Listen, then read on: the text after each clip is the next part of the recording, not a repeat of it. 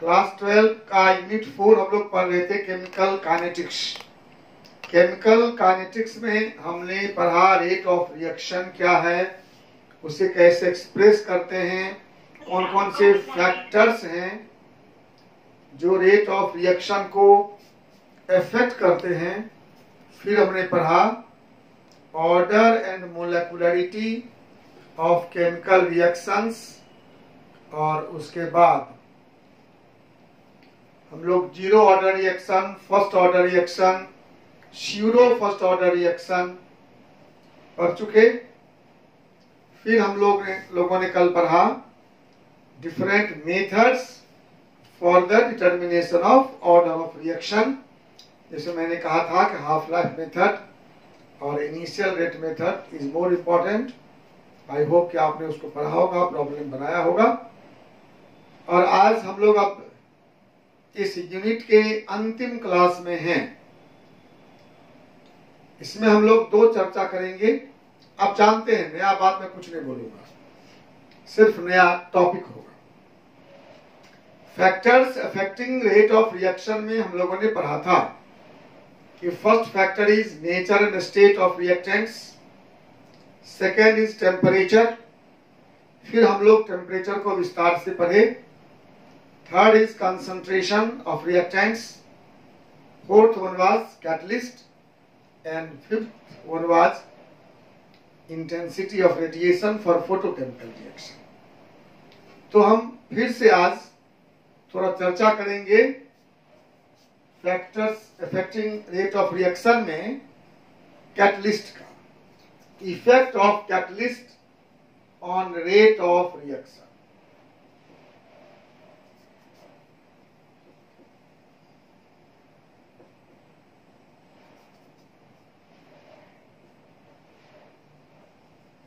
Effect of catalyst on the rate of a chemical reaction। थोड़ी चर्चा पहले हो चुकी है और विस्तार से हम लोगों को पढ़ना है। कैटालिसिस अलग से, सरफेस केमिस्ट्री जब पढ़ेंगे हम लोग उसमें 3 टॉपिक पढ़ेंगे। उसमें एक कैटालिसिस होगा जहां बहुत ही विस्तार से कैटालिसिस को पढ़ेंगे, लेकिन अभी उसका एक सारांश इस लेसन के लिए, जिससे हमें इस लेसन का क्वेश्चन बन सके, वो है effect of catalyst on rate of a chemical reaction. तो सबसे पहले we shall try to know what is catalyst. Catalyst कहने से मन में जो भाव आता है वो है catalyst is substance which catalyzes a chemical reaction, जो रेट ऑफ रिएक्शन को कैटलाइज करता है, बढ़ा देता है। लेकिन आजकल अलजेब्रा के जमाने में अब हम कहते हैं कैटलिस्ट वो सब्सटेंस है जो रेट ऑफ रिएक्शन को बढ़ाता है या घटाता है। अब पॉजिटिव और निगेटिव बोलते हैं हम लोग, पॉजिटिव कैटलिसिस, निगेटिव कैटलिसिस। तो अब सावधानी से बोलता हूं कि catalyst is substance which alters the rate of reaction. Alters, alter में it may increase, it may decrease, दोनों हो सकता है, कुछ भी हो सकता है।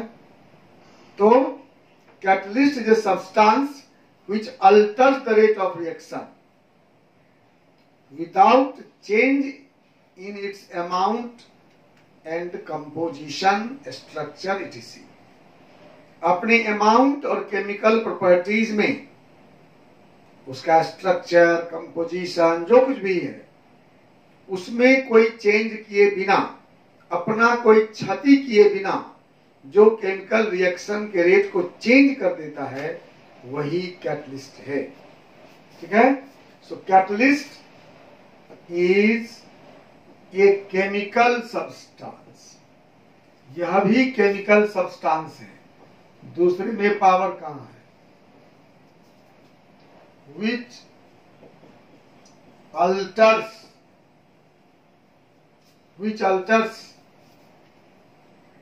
rate of a chemical reaction, which alters rate of a chemical reaction without change in its amount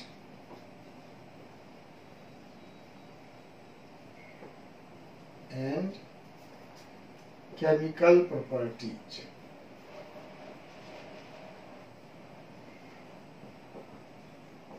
Chemical property means structure, composition, etc.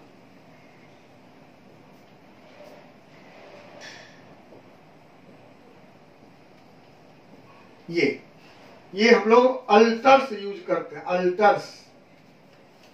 वैसे केमिकल रिएक्शन में कैटलिस्ट यूज जब होता है तो वो यूज होता है for increasing the rate of reaction. आजकल कहीं कहीं डिक्रीज करने के लिए भी जो एक्सप्लोसिव रिएक्शन है वहां यूज करते हैं हम लोग। तो ये डिफिनेशन हुआ कैटलिस्ट का। कैटलिस्ट वह पदार्थ है जो अपना अमाउंट और अपने प्रॉपर्टी में चेंज हुए बिना रिएक्शन के रेट को चेंज कर देता है, अल्टर कर देता है, बढ़ाता है, घटाता है। जब कैटलिसिस पढ़ेंगे तो हम लोग पढ़ेंगे कि ये दो तरह का है, एक पॉजिटिव कैटलिस्ट है, एक निगेटिव कैटलिस्ट है। फिर हम पढ़ेंगे फेज के आधार पर दो तरह का है, होमोजेनियस है, हिट्रोजेनियस है। वो सब हम पढ़ेंगे, अभी हमको उससे मतलब नहीं है। अभी मतलब है, ये बात समझ गए आप कि कैटलिस्ट रिएक्शन के रेट को अल्टर करता है, प्रभावित करता है, ये पक्का है। बचपन से रिएक्शन पढ़ रहे होंगे आप लोग, याद कीजिए कि पोटासियम क्लोरेट को जब हीट करते हैं तो ऑक्सीजन बनता है। ऑक्सीजन बनाने का वास्तव में यही लैब मेथड है, बचपन में ही स्कूल में पढ़े होंगे आप। Potassium chlorate when heated gives oxygen, but हम लोग बोलते क्या हैं कि when a mixture of potassium chlorate and manganese dioxide is heated oxygen is produced. Mixture, और तब लिखा होता है बाद में कि manganese dioxide acts as catalyst in this reaction. ये कैटलिस्ट का काम करता है, ये कंज्यूम नहीं होता है, रिएक्शन के बाद हमको वापस मिल जाता है। ठीक है, इसके आगे पढ़ा होगा आपने कि जैसे हम नाइट्रोजन बहुत फेमस रिएक्शन केमिस्ट्री का है, और हाइड्रोजन गैस का रिएक्शन कराते हैं, अमोनिया बनता है। अमोनिया, इसमें आयरन ऑक्साइड कैटलिस्ट और मोलिब्डेनम लेते हैं प्रमोटर, या पोटासियम ऑक्साइड लेते हैं प्रमोटर। ये कैटलिस्ट है। ये N2 और H2 के रिएक्शन को कैटलाइज कर देता है। जब हम SO2 का के बाद क्या लिखे हैं? Composition, SO2 gas O2 gas का रिएक्शन कराते हैं, 2SO3 गैस बनता है। इसमें हम लेते हैं NO catalyst. NO is catalyst here. हम जब एसिटिक एसिड का रिएक्शन कराते हैं, किसी भी कार्बोक्सिलिक एसिड का इथाइल अल्कोहल के साथ, याद कीजिए, इसमें हम H2SO4 कैटलिस्ट लेते हैं।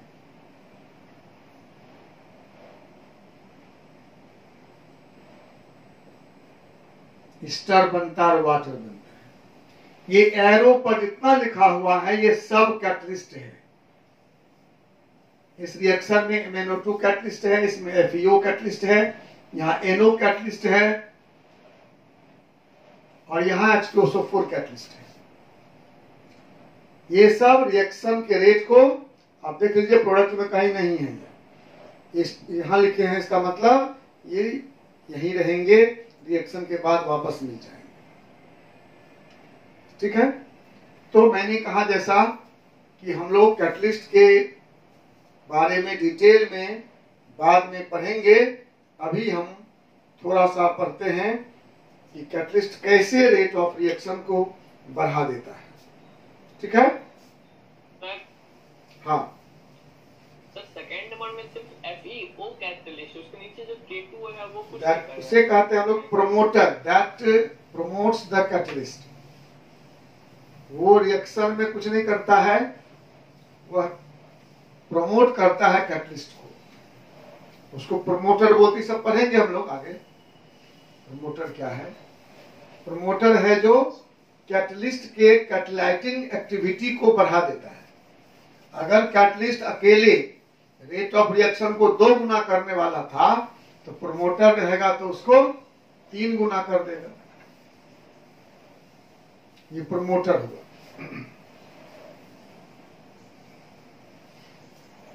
ठीक है, बताएं इसको। चल, सर अमोनिया वाले में ऊपर क्या लिखे हैं? अमोनिया वाले में FeO। क्या sir? FeO, ferrous oxide. Ferrous oxide is catalyst. नीचे भी कुछ लिखे हैं। नीचे K2O, potassium oxide is promoter.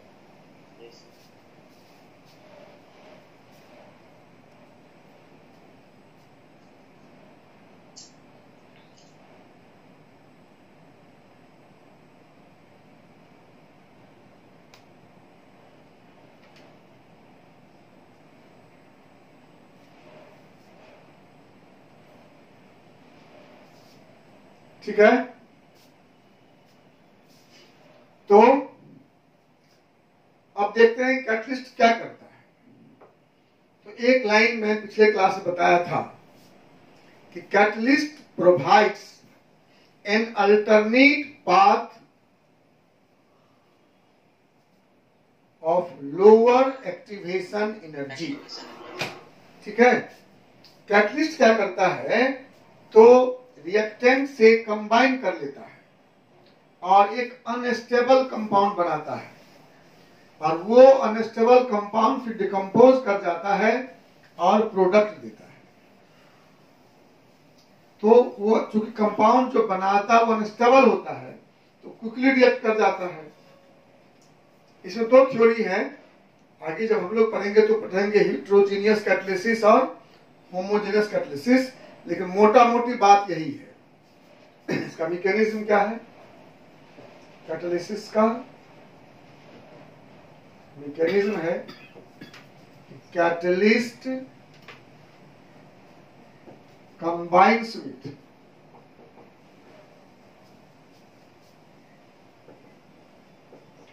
The reactants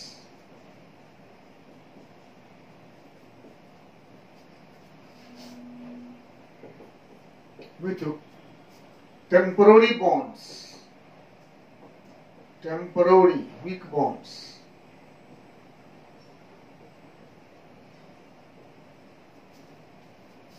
to form in an unstable transitory कहते हैं इसको। ट्रांजिटरी मतलब short lived complex. Catalyst combines with the reactants with temporary bonds. Temporary bond बनाता है वो to form an unstable complex. Unstable complex. This complex then decomposes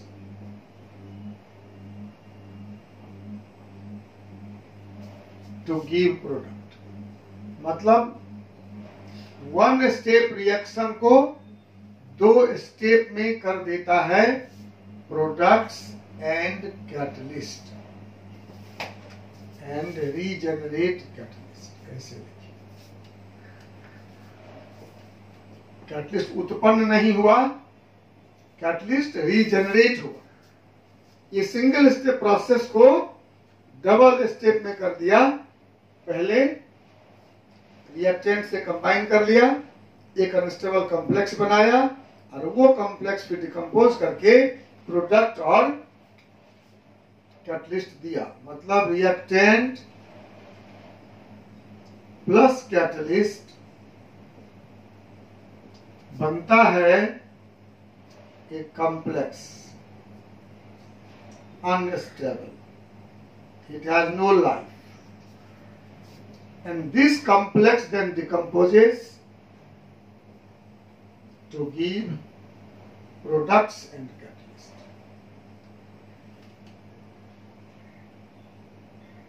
ये इसका mechanism है।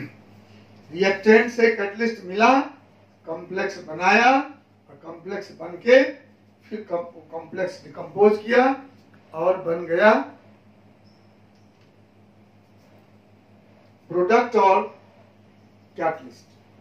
सर प्रोडक्ट्स के बाद क्या लिखे हैं? कैटलिस्ट रिएक्टेंट्स पर plus catalyst gives you products plus second paragraph unstable sir उसके ऊपर वाले टू गिव प्रोडक्ट्स के बाद सर ऊपर वाले लाइन है टू गिव प्रोडक्ट्स के आगे एंड रीजनरेट कैटलिस्ट।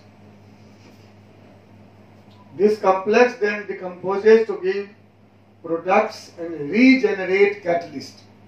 प्रोडक्ट देता है और कैटलिस्ट को रीजेनरेट करता है, वापस फिर से कैटलिस्ट बना देता है।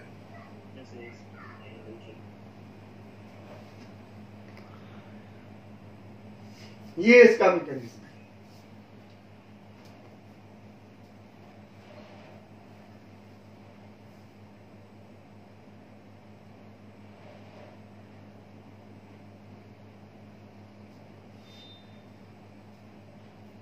ठीक है? यस सर, हो गया।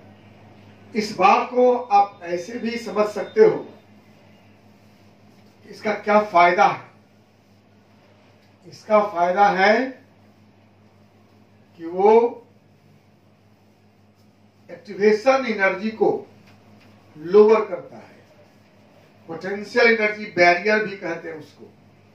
रिएक्शन होने में एक बैरियर है एनर्जी का। सिर्फ रिएक्टेंट के टकराने से रिएक्शन नहीं होगा, उसमें एक बैरियर है। तो हम लिखते हैं catalyst provides an alternate path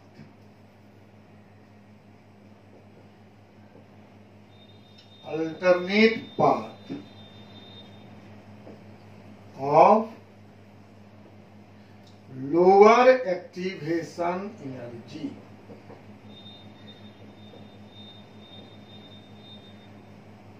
Lower activation energy.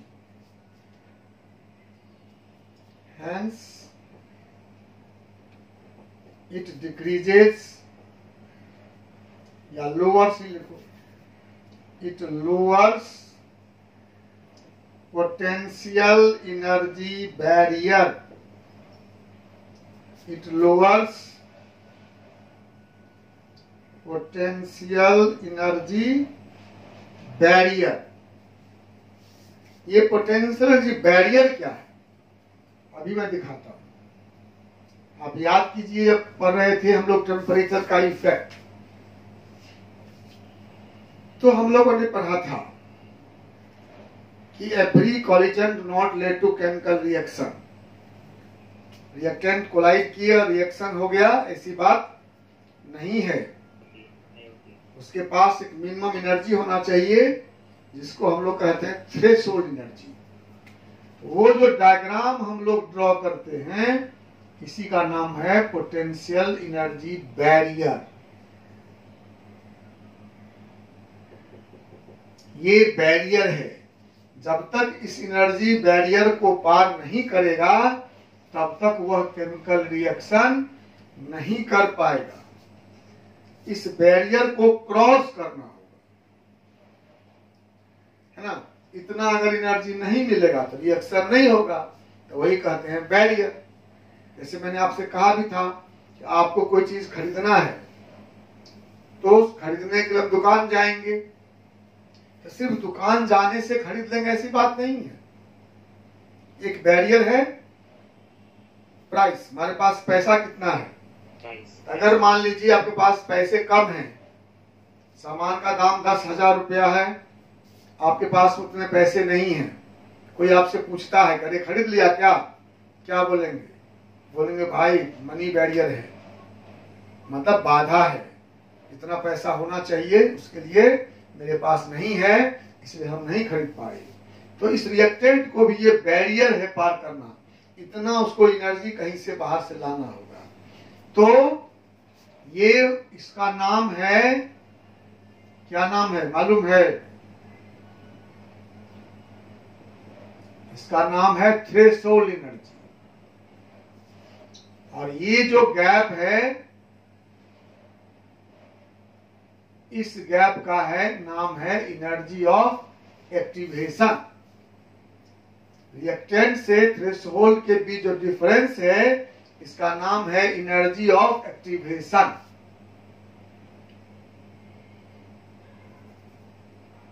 ये है इन अब्सेंस ऑफ कैटलिस्ट। जब कैटलिस्ट नहीं था, कैटलिस्ट के अब्सेंस में इतना था थ्रेशोल्ड एनर्जी ऑफ एक्टिवेशन। अब कैटलिस्ट क्या करेगा? कैटलिस्ट इस थ्रेशोल्ड एनर्जी को कम कर देगा। पोटेंशियल एनर्जी बैड का हमने कहा कि ये कम करेगा। ये कैसे कम होगा? रिएक्टेंट का एनर्जी तो फिक्स है, ये कम कैसे हो सकता है कि ये बैरियर यहां आ जाए, तभी ना कम होगा। एनर्जी ऑफ एक्टिवेशन कैसे कम होगा? 10,000 में हमको सामान खरीदना है, 4,000 रुपया हमारे पास है, तो 6,000 का बैरियर है। तो वो बैरियर को कम कर देगा, मतलब क्या? सामान का दाम कम करा देगा। कोई आदमी ऐसा आएगा कि दुकानदार मेरा परिचित है, चलो ना हम दिला देते हैं 8,000 में, तो 2,000 दाम कम हो गया, तो हमको 8,000 रुपया होगा, हम खरीद लेंगे, वरना इंतजार करना पड़ता 10,000 का, है ना। तो कैटलिस्ट यही काम करेगा, इस बैरियर को छोटा कर देगा। अब ये हो गया थ्रेशोल्ड एनर्जी, और इसलिए ये हो गया एनर्जी ऑफ एक्टिवेशन। कब? In the presence of catalyst. Catalyst के डालते ही थ्रेशोल्ड एनर्जी यहां से यहां आ गया, ठीक है। और यहां आ गया तो अब इसको इतना ही एनर्जी चाहिए, एनर्जी ऑफ एक्टिवेशन।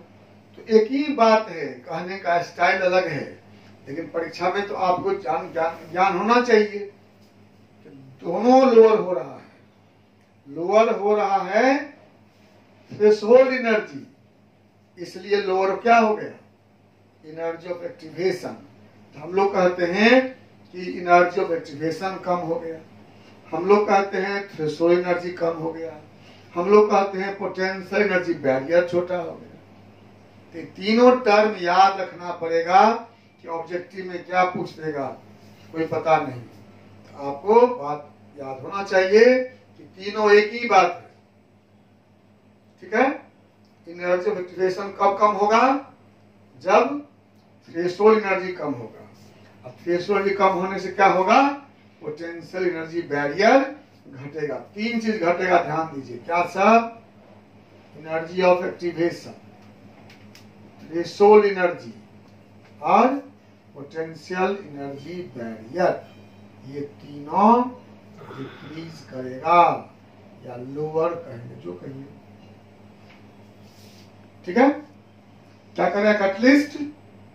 एक तो पढ़े कि कैटलिस्ट रिएक्टेंट से कंबाइन करके एक टेम्पोररी अनस्टेबल इंटरमीडिएट बनाएगा, जो अनस्टेबल इंटरमीडिएट फिर डिकम्पोज करके प्रोडक्ट देगा। और दूसरा, ये एनर्जी ऑफ एक्टिवेशन को, थ्रेशोल्ड एनर्जी को, तीनों बात एक ही है, 3 टर्म अलग अलग है। या पोटेंशियल एनर्जी बैरियर को कम करता है, तो ऑप्शन में लिखा रहेगा ना। कभी कभी तो जेईई एडवांस देंगे, उसमें रहता है, मेन में रहता है मोर देन 1 ऑप्शन करेक्ट, तो वहां रहेगा लिखा हुआ decreases threshold energy, decreases energy of activation, lowers potential energy barrier, all the 3 are correct option, ठीक है। कोई दिक्कत किसी को? एकदम समझ में आ रही है? Good.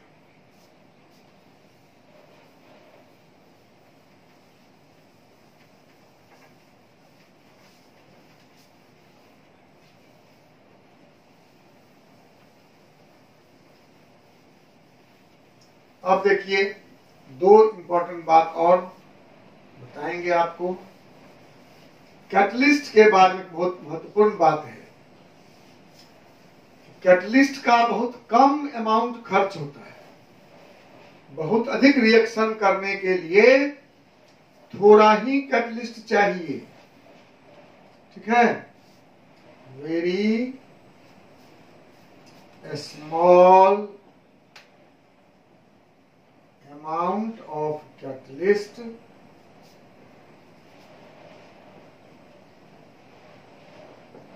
can catalyze. Very small amount of catalyst can catalyze reaction of a large amount of reactant.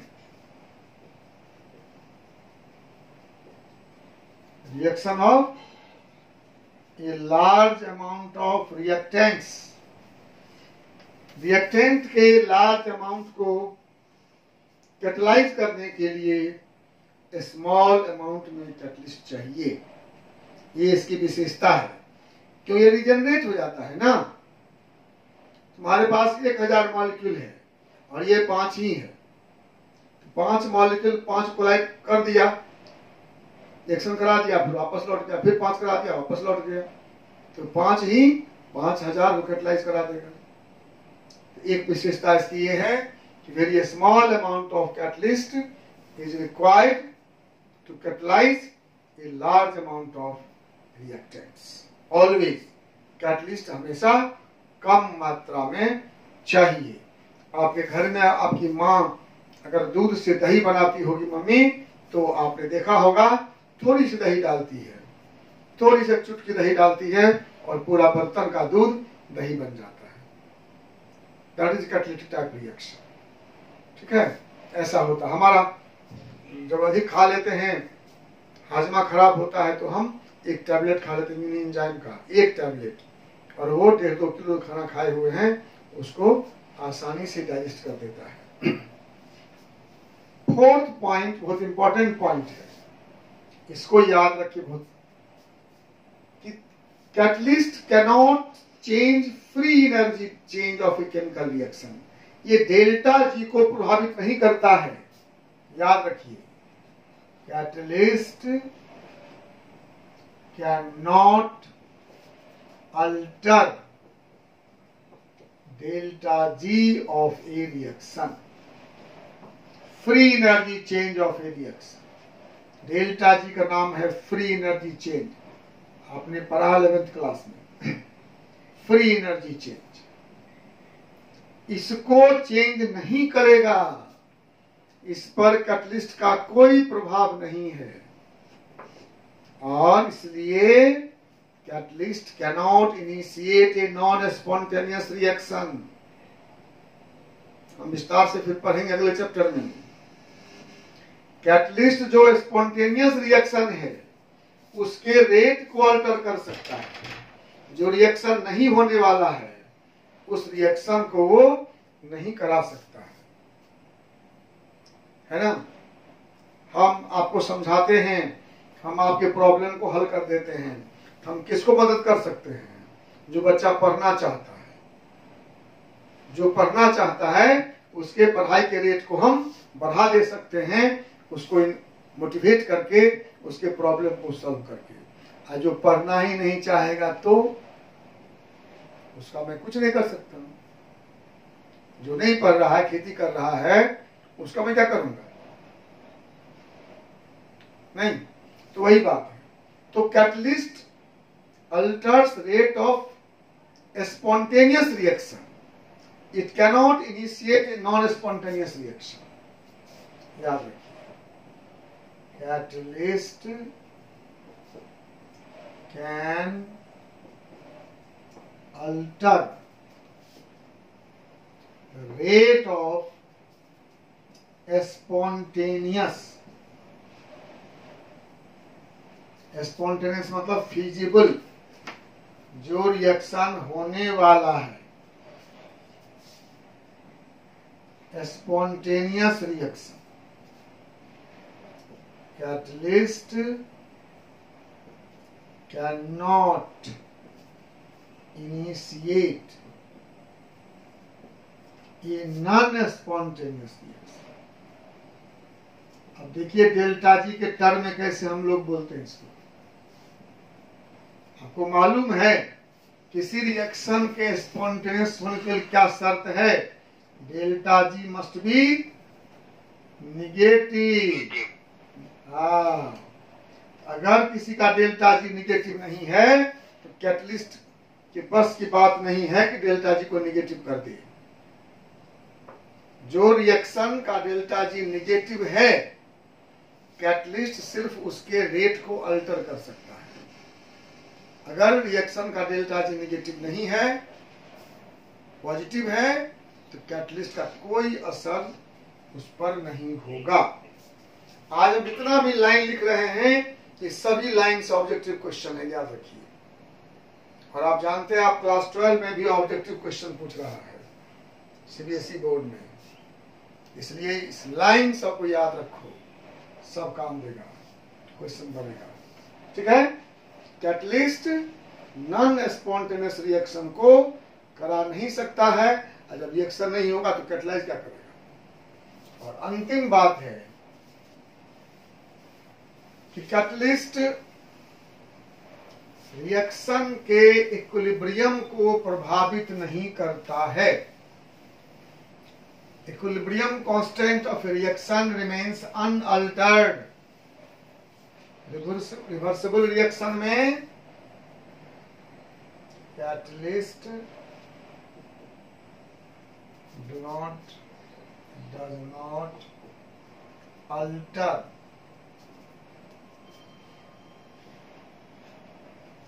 equilibrium constant या इक्विलिब्रियम स्टेट भी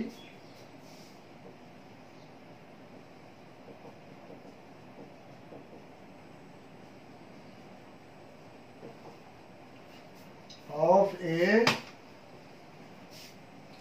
रिवर्सिबल रिएक्शन। रिवर्सिबल रिएक्शन के इक्विलिब्रियम कांस्टेंट को या इक्विलिब्रियम स्टेट को कैटलिस्ट अल्टर नहीं करता है। के रिमेन्स कांस्टेंट। कैटलिस्ट डालने पर रिएक्शन हो, मान लो ए और बी से रिएक्शन कराते हैं आप, दो मेथड है, विदाउट कैटलिस्ट,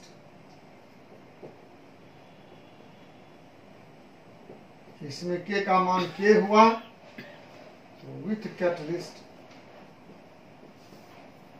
भी के ही होगा।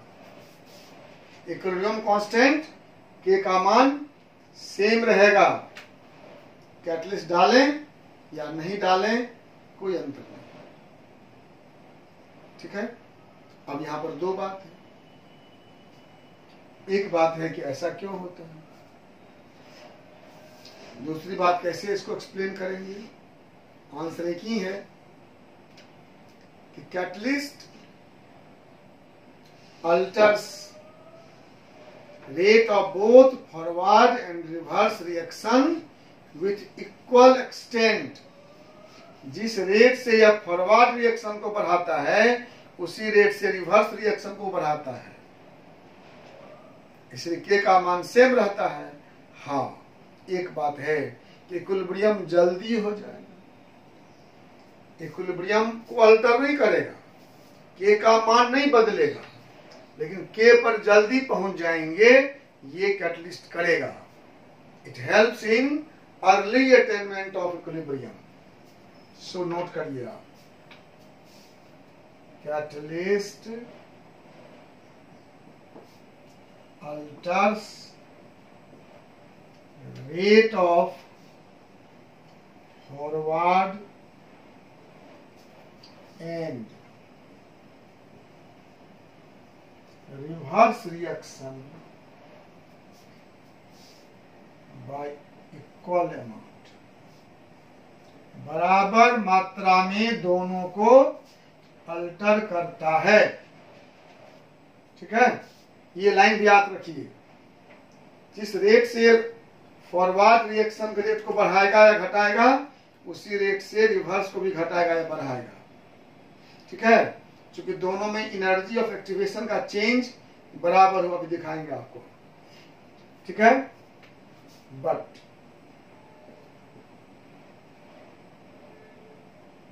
Catalyst helps in early attainment of equilibrium, early attainment of equilibrium state, early attainment of equilibrium state, equilibrium state को जल्दी से अटेन करने में मदद करता है यह कैटलिस्ट। इतना इंपॉर्टेंट बात हम लोगों को कैटलिस्ट के बारे में जानना था।